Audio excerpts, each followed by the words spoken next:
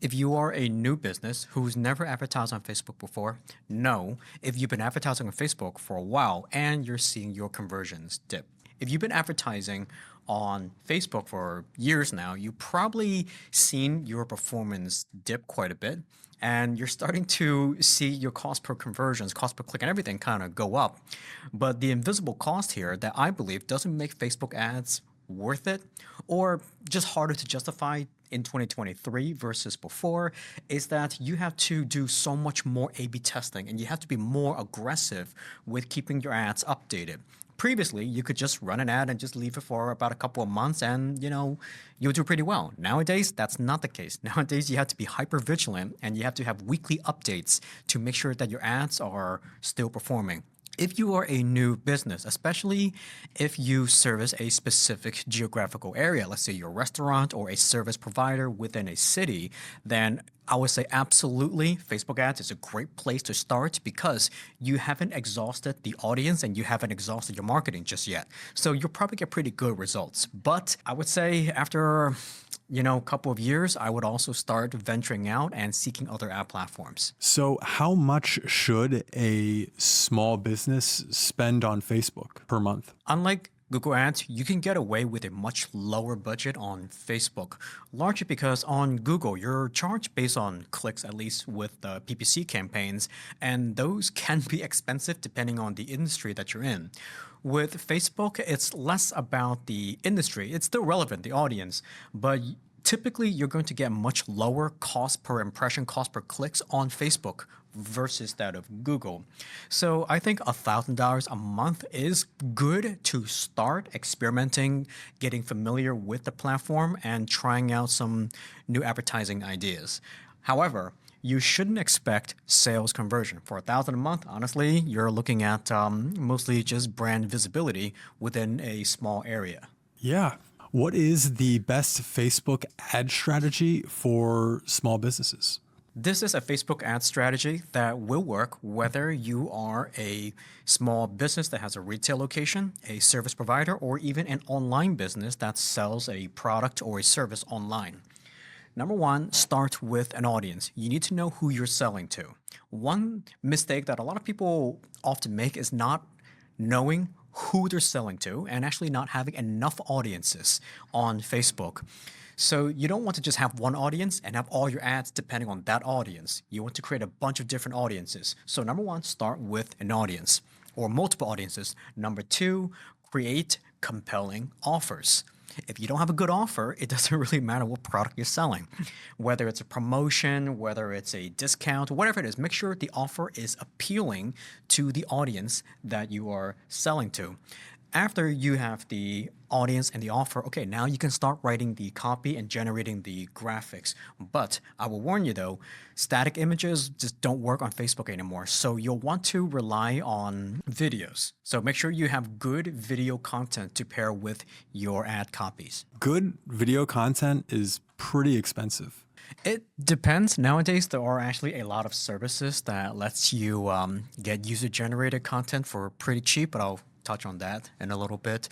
If you were to hire a professional film studio to hire actors, have a script, costumes, makeup, all that stuff, yeah, that's overkill, and that is going to be very expensive. If you have the budget, go for it. But those videos actually don't perform that well nowadays. Interesting. Why do most Facebook ads fail? That's a great question, and I'm going to level with you guys right now. Most Facebook ads are failing because of something that you have no control over.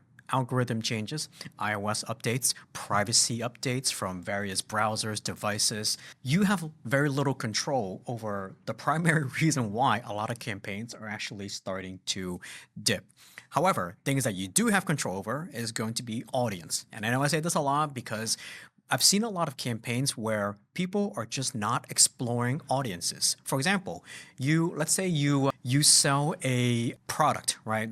Let's say you sell something you sell a cat toys, and you're assuming that only cat owners will buy your toys. And so you believe that your audience is limited to just simply cat owners. That is the mistake right there. What you should do is branch out. Why not dog owners? How do you know dog owners wouldn't be interested in the toy?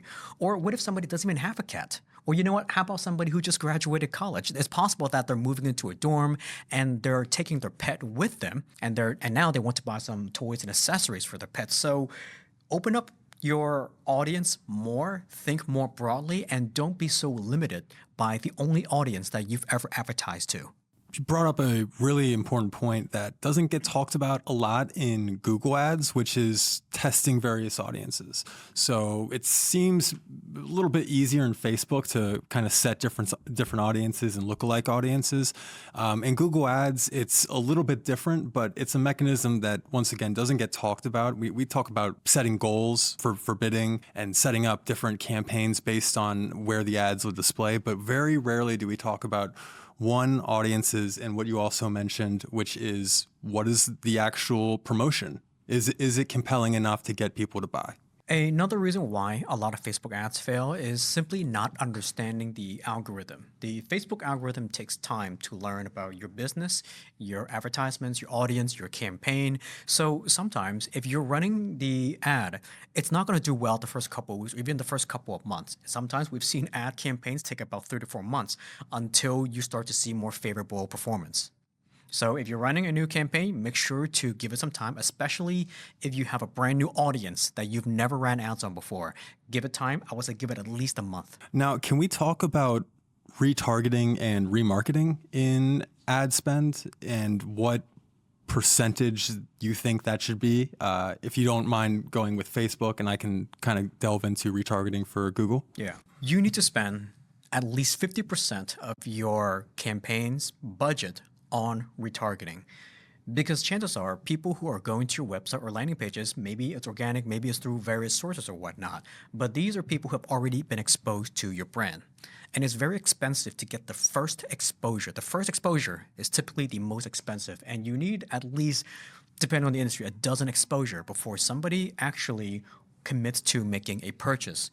So somebody who's been to your website already, that's one thing less you have to worry about, one expense you don't have to pay for. So it'd be a waste to not retarget them. Very, very good point, Kai. And I just want to piggyback on that. So with retargeting, you're right. The first step of getting them to our website, that's the most difficult spot. Now, you want to dedicate a percentage, in my opinion, of your budget to retargeting based on, is it actually getting results? Are you finding conversions in it? If you're not, then maybe you should consider nixing it. I've seen campaigns, retargeting campaigns, where it hasn't produced any fruit. But generally, if someone has been to your website, and another thing, you can actually set different settings, engagement settings with Google Ads for how engaged that person was on your website. So someone who visits one page and quickly bounces, do we want to retarget that person? I would say probably no. Someone who's been on your website and they flipped through, they've been on 4 or 5 different pages, they've spent over 2 to 3 minutes on your site, that's someone that I would definitely want to hone in on and retarget. Now, to go a step further with the retargeting campaigns, what I like to do is set them based on the sales funnel. So someone who's been to our website, we want to retarget them. The first retargeting ad might just be, hey, you checked us out.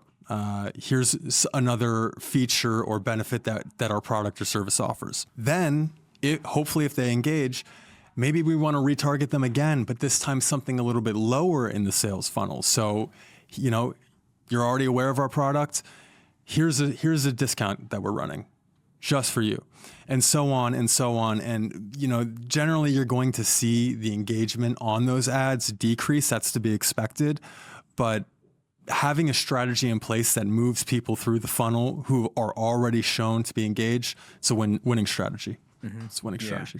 And I want to add more to what you're saying. In addition to retargeting, you also want to be experimenting with the landing pages or the destination that they land on. So if you're not getting sales or things are not converting, it's not always the advertisement or the platform. In a lot of cases, it's actually the landing page or perhaps the offer on that landing page. So you want to make sure that you have a couple versions of those that you're testing. Exactly. The the gist of everything that we're saying in regards to paid advertising, you have to be testing not just the ad copy, not just the promotions, but the landing page as well. That's something a lot of agencies get wrong, is they're only testing the actual pay-per-click in the Facebook and Google Ads dashboards, but they're not testing the landing page, which is, it's, the common denominator across all of the clicks that we're getting. So that's always a high leverage thing. I'm glad you brought that up. Ryan, what do you think of Threads? I think Threads has a lot of potential to be a part of the entire Meta platform. I think ultimately it's hard to say, but I think Mark is transitioning away from Facebook, and we're moving towards Instagram and combining Threads. That's what it looks like. I'm not going to bet against Mark Zuckerberg. He has started the biggest social media platform that's ever existed, worldwide, globally. What is it, 6.8 billion users? Is Threads slow to catch on? No. It came right out of the gate with 100 million users. But I would argue if those are really 100 million users, though, because the way Threads work is that it just connects to your Instagram, which imports everybody you follow over. So I don't imagine that being difficult to acquire 100 million users when you're importing most of those users from your existing platform. Yes, so he did port over Instagram users and just kind of siphon them into Threads. Correct. And there's been a whole bunch we're still in the honeymoon phase of Threads. It launched July 5th, so it's still a very new product. With that being said, I can't see any kind of platform with over 100 million users just going away. It's gotta stick around. And oh boy, you have not heard of the Google graveyard, have you? yeah, there's been companies that have been looking on paper successful that have been nixed, but I don't think that's going to be the case with Threads. You have that much faith in Mark Zuckerberg. Mark Zuckerberg he's acquired Instagram. That might be one of the top 5 greatest acquisitions of all time.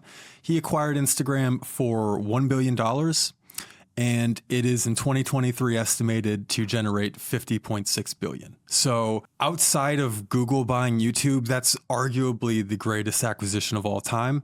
I think Zuck knows what he's doing. He, put his foot on the gas pedal a little bit too much with the metaverse, but he kind of backtracked, and in typical winner Zuckerberg fashion, he reallocated those funds into Threads.